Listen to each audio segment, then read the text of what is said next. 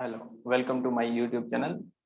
आप सबका स्वागत है हमारे यूट्यूब चैनल पे। मैं राकेश कुमार, आपका अपना फिजिक्स टीचर। देखिए, हम लोग क्या डिस्कस कर रहे थे, तो वेक्टर डिस्कस कर रहे थे। अभी तक वेक्टर का 3 लेक्चर हो चुका है, ये चौथा लेक्चर है। ठीक है। और हमने क्या पहले भी बता चुका है, अपने सभी वेक्टर्स के लेक्चर में हम बता चुके हैं कि आपका टोटल का टोटल 11 कंप्लीट किया जाएगा। टीटीएस के अल्टरनेट में क्लासेस अपलोड होते हैं, तो आप टीटीएस के अल्टरनेट में क्लासेस देख सकते हैं। ठीक है। अपलोड हो जाता है 7 से 8 बजे के बीच। ठीक है। अब देखिए, सिंपल सा, अगर वेक्टर ये लेक्चर 4 है आपका, तो हम वेक्टर 4 डाल दे रहे हैं। ये लेक्चर 4 क्या है कि सिंपली कंप्लीटली बेस्ड होगा किस पे, टाइप्स ऑफ वेक्टर पे। तो हम लोग अब तक क्या डिस्कस किए हैं, टाइप्स ऑफ वेक्टर में 2 टाइप्स डिस्कस कर चुके हैं। एक है यूनिट वेक्टर, दूसरा है बेस वेक्टर। और यूनिट और बेस वेक्टर हम बता चुके हैं, है ना। तो अब देखिए, इसके बाद तीसरा टाइप्स ऑफ वेक्टर में आगे कंटिन्यू करेंगे। क्या है? टाइप्स ऑफ वेक्टर को कंटिन्यू करेंगे। ठीक है। तो टाइप्स ऑफ वेक्टर में एक टाइप क्या पढ़ाया हमने आपको कि यूनिट वेक्टर क्या होता है, और इसमें जगह भी छोड़ दिया था आपको। मतलब बोला गया था कि आप नोटबुक में जगह छोड़ लेना एक पेज का, कि कुछ और क्वेश्चन कराएंगे यूनिट वेक्टर से। दूसरा देखिए, यूनिट वेक्टर के बाद क्या पढ़ाया हमने, बेस वेक्टर, जिसमें आप आई कैप, जे कैप वगैरह के बारे में सीखें। बेस वेक्टर में क्या सीखे कि आई कैप, जे कैप और के कैप को क्या कहा जाता है, बेस वेक्टर्स कहा जाता है। ठीक है। अब तीसरा पढ़ेंगे इक्वल वेक्टर्स। क्या कहेंगे? Equal vectors. तो लिखिए, तीसरा हेडिंग डालिए इक्वल वेक्टर्स। स्क्रीन को पॉज करके लिखिए इक्वल वेक्टर, और इसको समझते हैं। पेन को रोक लें सब लोग और देखिए, इक्वल वेक्टर किसको कहेंगे। दो वेक्टर मान लेते हैं कि ए और बी, दो वेक्टर हैं ए और बी, दोनों को इक्वल वेक्टर कब कहें। ठीक है। तो वेक्टर में हम आपको पहले भी बता चुके हैं, वेक्टर जो बना हुआ होता है वो 3 पार्ट से बना हुआ होता है। वेक्टर जो बना हुआ होता है वो 3 पार्ट से। पहला पार्ट होता है मैग्नीट्यूड, दूसरा पार्ट होता है यूनिट, और तीसरा पार्ट होता है डायरेक्शन। तो किसी भी दो वेक्टर को इक्वल वेक्टर कहने का हक तभी है आपको, है ना, जब उस वेक्टर का मैग्नीट्यूड, यूनिट और डायरेक्शन, मैग्नीट्यूड, यूनिट और डायरेक्शन तीनों चीज सेम होगा, तभी आप किसी भी वेक्टर को क्या कहेंगे, इक्वल वेक्टर। मतलब एक ही क्वांटिटी को दो नाम दिया जाए। जैसे कि मान लीजिए कोई आदमी ए, समझ रहे हैं, कोई आदमी, ये एक पॉइंट ए है और कोई पॉइंट बी है। अब यहाँ राम और श्याम दोनों हैं, राम और श्याम दोनों हैं। राम ए से बी तक जा रहा है, राम ए से कहाँ गया, बी तक, और श्याम भी ए से बी तक गया। तो राम भी ए से बी गया और श्याम भी। तो displacement of Ram, displacement of Ram अगर लिखा जाए, मान लीजिए ये 20 मीटर है और ए से किधर की ओर, बी की ओर। तो डिस्प्लेसमेंट, क्योंकि राम भी ए पे था और श्याम भी कहाँ था, ए पे, तो डिस्प्लेसमेंट ऑफ राम को किसी को मन है कि R1 वेक्टर नाम दे दें, और वो क्या लिखेगा, वो लिखेगा 20 metre from A to B, A to B. तो एक वेक्टर मिलेगा R1, वो क्या बताएगा, डिस्प्लेसमेंट ऑफ राम को। इसी तरह सिमिलरली अगर डिस्प्लेसमेंट ऑफ कोई श्याम लिखे, डिस्प्लेसमेंट ऑफ श्याम, इसको नाम दे R2, तो ये भी क्या लिखेगा, 20 metre from A to B. तो इस सिचुएशन में देखिए, डिस्प्लेसमेंट है 20 metre, magnitude same, unit metre, from A to B direction same है। तो इस सिचुएशन में क्या कहेंगे, R1 वेक्टर जो है वो इक्वल है R2 वेक्टर की।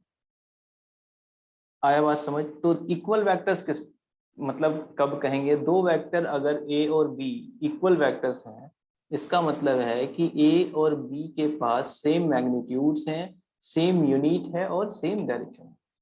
तो किसी भी दो, या दो से ज्यादा भी हो सकता है। मान लीजिए यहाँ राम, श्याम और आपका नाम जो भी है, जैसे मेरा नाम राकेश है, तो ये भी यही था ए पे, और ये भी डिस्प्लेस करके कहाँ जा रहा है, बी तक जा रहा है।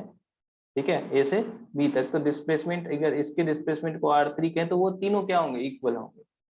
तो r1 r2 and r3 are called equal vectors. Equal vectors को सिंपली कैसे डिफाइन करेंगे, तो इक्वल वेक्टर्स को सिंपली डिफाइन करेंगे कि अगर कोई एक वेक्टर ए, मतलब कोई भी वेक्टर्स है ना, जिसके मैग्नीट्यूड सेम हो, डायरेक्शन सेम हो और यूनिट भी सेम हो, तभी वो तीनों चीज सेम होगा, तो उस वेक्टर को क्या कहेंगे, equal vectors.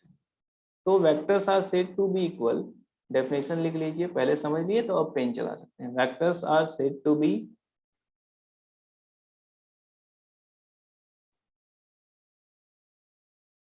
equal, vectors are said to be equal if they have, अब आप खुद से भी सोच के लिख सकते हैं, if they have, जिनका नेटवर्क काम कर रहा है, नेटवर्क मतलब दिमाग का काम कर रहा है, वो यहाँ के बाद खुद ब खुद डेफिनेशन लिख सकते हैं ना। ठीक है, तो आप ऐसा नहीं सोचेगा कि हम भी कॉमेडी करेंगे कभी भी। ठीक है, उन लोगों को ये क्लास बिल्कुल पसंद नहीं आएगा जिनको है ना कॉमेडी की आदत हो चुकी है ना। बहुत सारे लोग कॉमेडी करते हैं यूट्यूब पे, फिजिक्स पढ़ाते नहीं है और कॉमेडी करते हैं, वीडियो तो देखे ही होंगे आप। तो उसका जिसको आदत है वो ये वीडियो देखे ही नहीं, क्योंकि उसको ये बिल्कुल समझ नहीं, पसंद नहीं आएगा।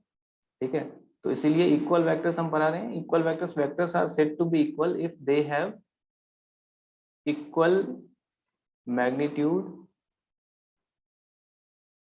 मैग्नीट्यूड भी इक्वल हो, और क्या होता है, unit, equal magnitude, same unit and direction, same units and direction.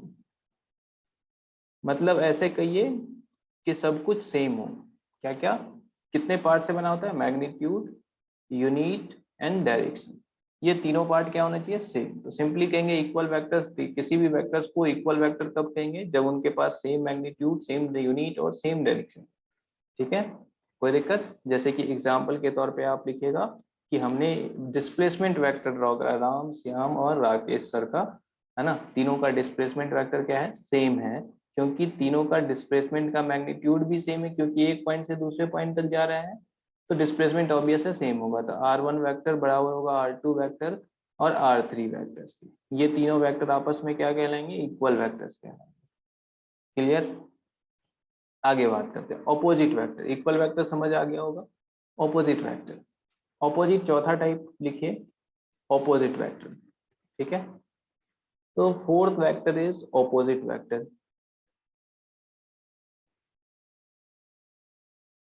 Opposite vector कब कहेंगे किसी भी दो वेक्टर्स को, देखिए, तो ऑपोजिट इन सेंस कि मैग्नीट्यूड सेम हो, यूनिट सेम हो, बट डायरेक्शन क्या हो, जस्ट एक दूसरे के विपरीत, तो वेक्टर को क्या कहेंगे, ऑपोजिट वेक्टर। जैसे कि मान लीजिए ये कोई कॉमन पॉइंट है ए, और यहाँ एक, यहाँ राम है और श्याम है, तो ए से ये पॉइंट बी है जो 20 मीटर की दूरी पे इधर कहीं है, और राम ए से बी की ओर जाता है। तो डिस्प्लेसमेंट वेक्टर ऑफ राम अगर लिखा जाए, जिसको r1 कह दे रहे हैं, डिस्प्लेसमेंट वेक्टर ऑफ राम को हम लोग क्या कह रहे हैं, r1, ये क्या लिखेगा, 20 metre from A to B. और अगर हम डिस्प्लेसमेंट ऑफ श्याम को r2 कहें, तो ये होगा 20 मीटर, मान लीजिए ए से कहाँ गया, सी की ओर, जो कि जस्ट इसके ऑपोजिट है, ये भी 20 मीटर। तो क्या लिखेंगे, 20 metre from A to C. तो यहाँ आपको समझ आ रहा होगा, ए नहीं लिखेंगे, ए वेक्टर नहीं है, A to B and B A to C. तो ये बात आपको क्लियर है कि दोनों का मैग्नीट्यूड सेम है, बट डायरेक्शन क्या है, एक दूसरे के ऑपोजिट, यूनिट भी सेम है और डायरेक्शन क्या है, एक दूसरे के ऑपोजिट। तो दो वेक्टर्स यहाँ पे r1 is opposite vector of, या उल्टा भी लिख सकते हैं, opposite vector of r2। r1 क्या है, ऑपोजिट वेक्टर है r2 का, एंड वाइस वर्सा, उल्टा भी बोल सकते हैं, r2 जो है ऑपोजिट वेक्टर है r1 का। ठीक है, तो दो वेक्टर को ऑपोजिट, एक दूसरे का ऑपोजिट वेक्टर कब कहेंगे, जब दोनों का मैग्नीट्यूड सेम हो, यूनिट सेम हो, बट डायरेक्शन क्या हो, ऑपोजिट। तो लिखेंगे two vectors are said to be opposite vectors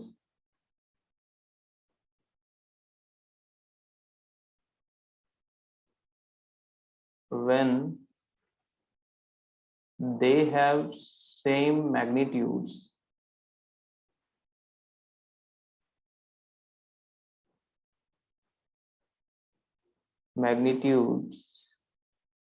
as well as direction as well as unit,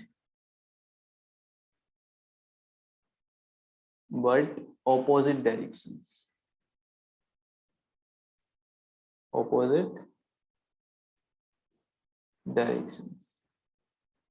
जैसे एग्जाम्पल के तौर पे आप देखिए, displacement of Ram is opposite to displacement of Shyam,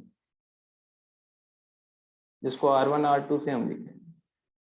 opposite to लिखने का मतलब है माइनस साइन लगा दीजिए, ठीक है, बराबर करने के लिए। क्योंकि देखिए अगर माइनस साइन लगा दे ए बी में, ए बी डिस्प्लेसमेंट वेक्टर को माइनस साइन अगर ऐसा लिखेंगे, ए बी का जो वेक्टर है ये क्या है, 20 metre from A to B. अगर इसी पे माइनस ए बी लिखे तो माइनस ए बी का क्या मतलब होगा, 20 metre from minus A to B. अच्छा, ए टू बी माइनस कहने का मतलब ऐसा, तो ऐसा ही हुआ ना, 20 metre from B to A. B to A 20 metre चलने का मतलब डिस्प्लेसमेंट वेक्टर वही होगा जो ए टू सी का होगा। तो दो ऑपोजिट वेक्टर्स को लिखने, बराबर वेक्टर्स में कब बदल जाएंगे, देखिए यहाँ पे इसके कहने का मतलब है कि राम का जो डिस्प्लेसमेंट वेक्टर है वो बराबर है minus of negative of Shyam के डिस्प्लेसमेंट वेक्टर। तो ऑपोजिट, इसका मतलब है कि राम का जो डिस्प्लेसमेंट है वो ऑपोजिट है श्याम के डिस्प्लेसमेंट। और ऑपोजिट वेक्टर्स बराबर वेक्टर में कब बदल जाएंगे, जब किसी एक को -1 से मल्टीप्लाई करिए। देखिए किसी एक को हमने माइनस में मल्टीप्लाई करके बराबर लिख दिया, जैसे कि है ना, ऑपोजिट वेक्टर्स को जो है इक्वल आप लिख सकते हैं, ये भी स्टेटमेंट लिख सकते हैं, ऑपोजिट वेक्टर्स को आप इक्वल वेक्टर्स लिख सकते हैं, इक्वल वेक्टर्स लिख सकते हैं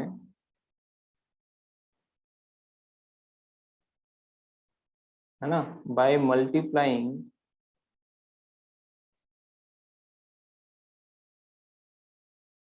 -1 इन एनी वन वेक्टर। अपने लैंग्वेज में आप इसको लिख लीजिएगा, जिसके हिंदी वालों के लिए हमने लिख दिया, इंग्लिश वाले खुद अपने लैंग्वेज में लिख लें कि किसी भी वेक्टर को if we multiply a vector with -1, opposite vector will be equal to, sorry will be equal vectors. Okay, तो ये था ऑपोजिट वेक्टर्स। दो ऑपोजिट वेक्टर के बीच का एंगल क्या होगा, हमेशा 180 डिग्री होगा, ये बात भी आप याद रख सकते हैं। तो नोट लिख लीजिएगा कि दो ऑपोजिट वेक्टर्स जो होंगे एक दूसरे के हमेशा क्या होंगे, सॉरी एक दूसरे के साथ 180 का एंगल बना रहे होंगे। तो angle between to 180, sorry angle between to opposite vectors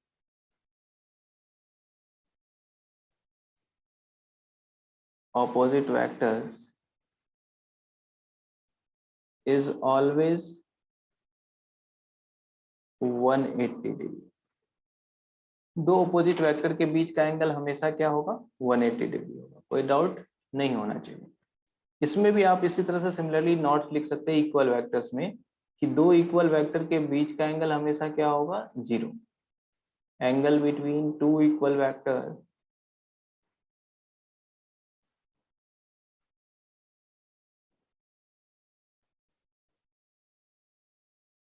is always 0।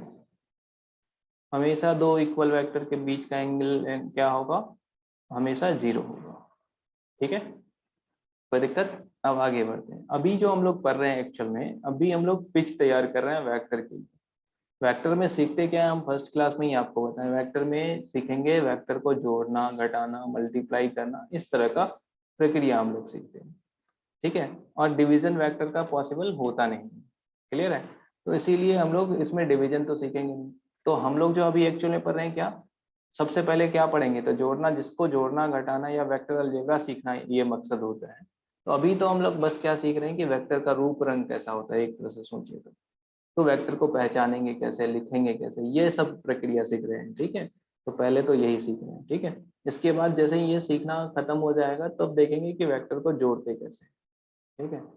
तो पहला काम है कि अभी रूप रंग सीखते हैं, तो फिर देखते हैं कि फिर आगे जब चलेंगे तो देखेंगे कि वेक्टर को जोड़ा कैसे जाता है, घटाया कैसे जाता है, मल्टीप्लाई कैसे करते हैं, और डिवीजन वेक्टर का पॉसिबल नहीं होता है। तो बस इतना ही अलजेब्रा सीखना है नॉर्मली। अगर आप ऐसे सोच के पढ़िएगा फिजिक्स तो आपको अच्छा भी लगेगा और समझ भी आएगा। ऐसे सोच के पढ़िएगा कि अरे वेक्टर में सीखना है डॉट प्रोडक्ट, क्रॉस प्रोडक्ट, जैसा कि लोग बताते हैं, तो हो सकता है आपको समझना है, अच्छा ना लगे पढ़ने में, तो आपके लिए वो फिजिक्स होगा। लेकिन है मेरे हिसाब से आपको बस इसमें हम क्या कहेंगे कि ऐसे ही बोलेंगे आपको जोड़ घटा गुना ही तो सीखना है इसमें, तो कुछ टफ चीज नहीं सीखना है। अभी तो बस क्या सीख रहे हैं, ये सब तो बस एक बार समझ ली, हाँ ऑपोजिट वेक्टर ऐसा होता है, एक बार आपके दिमाग में फिट हो गया तो फिर रटने वटने की भी जरूरत कभी नहीं पड़ेगी, ठीक है। तो फील करके पढ़िए, कुछ खास टफ चीज नहीं है। फिजिक्स पढ़ रहे हैं ऐसा सोच के नहीं, ऐसे सोच के, हाँ ये भी नहीं सोचना, इसका मतलब ये नहीं है कि हिंदी सोच पढ़ रहे हैं, ये समझिए। कहने का मेरा मतलब है कि फिजिक्स टफ है ऐसा सोच के अगर आप पढ़िएगा तो नहीं समझ आएगा। ये चीज समझिए कि जैसे आप मल्टीप्लीकेशन सीखे हैं, है ना, एडिशन सीखे हैं, वही चीज यहाँ भी सीखना है। उसको कहते हैं हम लोग स्केलर अलजेब्रा, जैसे 2+2 जोड़ते थे, यहाँ पे क्या सीखेंगे, वेक्टर अलजेब्रा। बस ये इस चैप्टर में ये खास होगा, ठीक है। तो अभी टाइप्स ऑफ वेक्टर पे काम करते हैं आज हम लोग, आज के लेक्चर में, ठीक है। पॉसिबिलिटी है कि आज टाइप्स ऑफ वेक्टर खत्म हो नहीं हो पाएगा, ठीक है। तो नेक्स्ट क्लास हम लोग डिस्कस करेंगे टाइप्स ऑफ वेक्टर, और फिर चलेंगे ट्रायंगल लॉ ऑफ एडिशन पे, ठीक है। तो चलिए अब आगे देखते हैं तीसरा, ये चौथा टाइप था ऑपोजिट वेक्टर्स। आगे देखते हैं पांचवा टाइप, लिखिए पैरेलल वेक्टर और एंटी पैरेलल वेक्टर। ये कुछ खास है नहीं, PARALLEL, parallel vectors. Parallel vectors किसको कहेंगे, दो वेक्टर्स को हम पैरेलल वेक्टर कहेंगे जब दोनों के बीच का एंगल क्या हो, 0 डिग्री, मतलब एक दूसरे को कट नहीं कर रहे। जैसे ये वेक्टर ए है और दूसरा वेक्टर बी है, दोनों का डायरेक्शन सेम हो जाए बस, तो उस वेक्टर्स को क्या कहेंगे, पैरेलल वेक्टर। तो सिंपली ऐसे क्यों ना लिख दें कि, है ना, ये तो बहुत इजी आपको लग रहा है, सही में इजी है ही। Two vectors are said to be parallel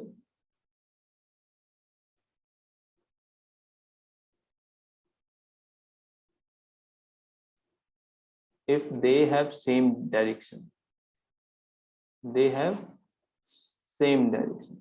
अगर दो वेक्टर का डायरेक्शन सेम है तो वो दोनों वेक्टर्स क्या कहलाएंगे, पैरेलल वेक्टर्स कहलाएंगे। जैसे कि यहाँ ए और बी क्या है, पैरेलल वेक्टर्स। दूसरा एक स्टेटमेंट अगर जारी करें कि angle between to parallel vectors is always 0 degree, angle between to parallel vectors is always 0 degree, ये स्टेटमेंट सही होगा, है ना। दूसरा, दो पैरेलल वेक्टर इक्वल होंगे, ऐसा सही है क्या, हमेशा सही नहीं, लेकिन दो इक्वल वेक्टर्स हमेशा पैरेलल होंगे। तो ये सब ही चीज इंपॉर्टेंट है, two equal vectors are always parallel,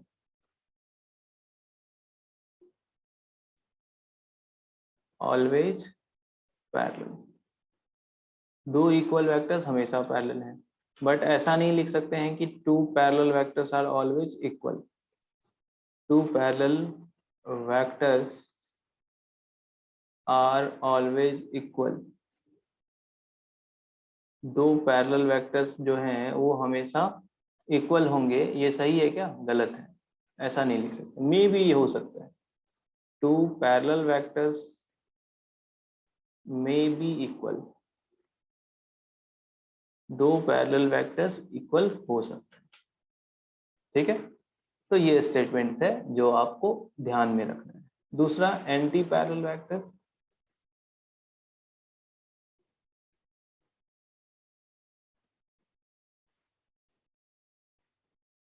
अब ये बात भी आपको समझ आ गया होगा, एंटी पैरेलल मतलब दो वेक्टर्स एक दूसरे के ऑपोजिट डायरेक्शन में हैं एग्जैक्टली, है ना। ऑपोजिट डायरेक्शन में मैग्नीट्यूड कुछ भी हो, क्या कहलाएगा, है ना, एंटी पैरेलल वेक्टर्स। ठीक है, तो डेफिनेशन खुद से लिखेंगे, two vectors are opposite in opposite directions are called anti parallel vectors. इसमें भी स्टेटमेंट लिखेंगे। First statement angle between two anti parallel vectors, है ना, angle between two anti parallel, a parallel anti parallel है ये, वेक्टर्स इज ऑलवेज 180 डिग्री। हम complete नहीं लिख रहे हैं, आपको ये समझना होगा। ठीक। दूसरा, टू वेक्टर इक्वल वेक्टर्स जैसे कि हमेशा पैरेलल होते हैं, उसी तरह से, है ना, टू ऑपोजिट वेक्टर हमेशा क्या होते हैं, anti parallel. Two opposite vector हमेशा क्या होगा, ऑलवेज एंटी पैरेलल। ठीक है, ये सही है। Two parallel vectors are anti parallel vectors are always opposite, ये गलत है। तो सिमिलरली आप लिख लीजिएगा, two anti parallel vectors are always opposite, ये गलत होगा। बट ऐसा सही होगा, टू है ना, एंटी पैरेलल वेक्टर्स में बी ऑपोजिट, ये वाला क्या होगा, सही। टू एंटी पैरेलल वेक्टर्स में बी ऑपोजिट,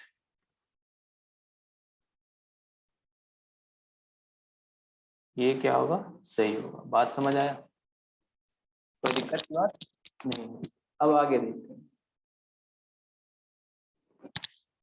तो हम क्या क्या सीख चुके हैं, हम सीख चुके हैं parallel vector, anti parallel vector, equal vector, 6 type पढ़ चुके हैं, और 1-2 टाइप पढ़ेंगे, और बाकी जो बच जाएगा वो नेक्स्ट क्लास में पढ़ेंगे। तो अगला लिखिए कोलिनियर वेक्टर्स, 7th होगा ये, 7th type collinear vector. Collinear vector का क्या मतलब है, तो सिंपली समझिए कि कोलिनियर मतलब ऐसे वेक्टर्स जो एक ही लाइन पे लाई करें, या जिनको एक लाइन पे ड्रॉ किया जा सकता है। तो पैरेलल शिफ्टिंग का यूज करके तो किसी भी दो पैरेलल वेक्टर्स को एक लाइन पे ड्रॉ किया जा सकता है ना। एंटी पैरेलल वेक्टर्स को भी एक लाइन पे ड्रॉ किया जा सकता है। तो ये सभी एक लाइन पे जो वेक्टर्स आ जा रहे हैं, है ना, उन सभी वेक्टर्स को क्या कहेंगे, कोलिनियर वेक्टर। तो एंटी पैरेलल और पैरेलल किसी भी टाइप का वेक्टर है तो वो कोलिनियर वेक्टर बनाया जा सकता है, क्योंकि पैरेलल शिफ्टिंग का यूज करके उसको शिफ्ट कर सकते हैं। बात समझ आए। कोलिनियर वेक्टर्स का सिंपल मतलब क्या लिखेंगे, vectors lies along the same line, along the same line is called collinear vector.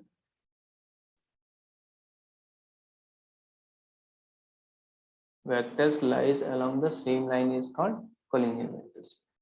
तो देखिए, parallel vector, equal vector, anti parallel, opposite,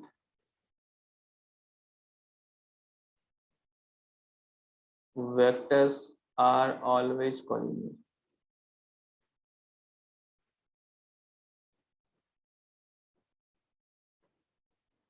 clear है। अब आगे देखिए 8वां टाइप। ठीक है, तो कोलिनियर वेक्टर समझ आ गया आपको। ठीक है, तो कोलिनियर वेक्टर्स हमने सीख चुके। कोप्लेनर वेक्टर सीख, कोप्लेनर में आपको पता है कोप्लेनर वेक्टर किसको बोलेंगे। कोप्लेनर वेक्टर सिंपली देखिए, को मतलब एक ही, प्लेनर मतलब एक ही प्लेन में लाई हुई, जो सभी वेक्टर्स एक ही प्लेन में होंगे उनको क्या कहेंगे, कोप्लेनर वेक्टर। तो vectors lies in the same plane, lies in the same plane are called coplanar vector. जैसे मान लीजिए ये आपका x है और ये y है, मतलब जिस प्लेन पे हम लिख रहे हैं वो क्या है, 2 डायमेंशनल प्लेन, 2 डायमेंशन से बना हुआ है। ये एक प्लेन है एक्स वाई प्लेन, इसको x और y के इंटरसेक्शन से जो प्लेन बनता है उसको क्या कहेंगे, X Y plane. X Y plane में कोई भी वेक्टर ड्रॉ किया, मान लीजिए ये a, और दूसरा वेक्टर इसी प्लेन में ड्रॉ किया b, तीसरा वेक्टर, अब मान लीजिए इस, और प्लेन के बाहर होने का क्या मतलब है कि ऐसा कुछ, देखिए ये प्लेन ऐसा है ना, ऐसा कुछ इसके ऑपोजिट, जैसे जेड एक्सिस में और एक्स एक्सिस के बीच कहीं ऐसा खड़ा हुआ ऐसा टाइप, तो वो क्या हो जाएगा, दूसरे प्लेन में हो जाएगा, तो वो कोप्लेनर नहीं होगा। तो कोप्लेनर वेक्टर का सिंपल मतलब है कि ऐसे वेक्टर्स जो एक ही प्लेन में लाई करें, एक ही तल में, प्लेन मतलब तल या सतह पे लाई करें। जैसे हम पेज पे जो वेक्टर ड्रॉ कर सकते हैं वो कोप्लेनर वेक्टर ही ड्रॉ कर सकते हैं, भले ही उसको हम 3D में इमेजिन करके समझ लेते हैं, अलग बात। ठीक है, तो इस पे जो हम वेक्टर ड्रॉ करेंगे वो सभी क्या होंगे, कोप्लेनर। तो ये कौन से प्लेन में, ए और बी एक्स वाई प्लेन में, जिस एक्सिस के कट करने से इंटरसेप्शन से जो प्लेन मिलेगा उसको वही नाम देते हैं। जैसे ये कौन सा प्लेन है, एक्स वाई। ठीक है, अगर यहाँ इधर कहीं जेड होता तो इसके और इसके कटने से ये प्लेन होता, ये होता एक्स जेड प्लेन, और इसके और इसके कटने से ये होता वाई जेड प्लेन। हम इसके बारे में बात नहीं कर रहे। तो सिंपली ए और बी कोप्लेनर हैं, A and B are coplanar since they lie in the same plane, they lie in the same plane। वो क्या कर रहे हैं, एक ही प्लेन में लाई कर रहे हैं। कौन से प्लेन में, इन एक्स वाई प्लेन। तो कोप्लेनर वेक्टर हम लोग पढ़ चुके हैं। ठीक है, तो अगले क्लास जब आइएगा तो और जो बचा हुआ टाइप्स ऑफ वेक्टर है वो हम लोग डिस्कस करेंगे। ठीक है, तो इतना ही पढ़िए धीरे धीरे, और फिर स्पीड बढ़ेगा, क्योंकि अभी ये चौथा लेक्चर है, तो अभी फाउंडेशन में आपको ये स्पीड काफी है। तो अगले क्लास फिर क्लासेस का ड्यूरेशन बढ़ा के अपलोड किया जाएगा। ठीक है, तो और लोग जो जुड़ने वाले हैं सबको शेयर कीजिए, ज़्यादा से ज़्यादा लोग। ठीक, तो चलिए, I hope this class will help you. Thank you. हाँ, और क्या बात था कि आप हमेशा याद रखिए कि 9572128142 इस नंबर का यूज करके आप कोई भी डाउट पूछ सकते हैं, और शेयर और सब्सक्राइब करते रहिए कि ताकि, है ना, कि हमारा भी काम होता रहे। चलिए, थैंक यू।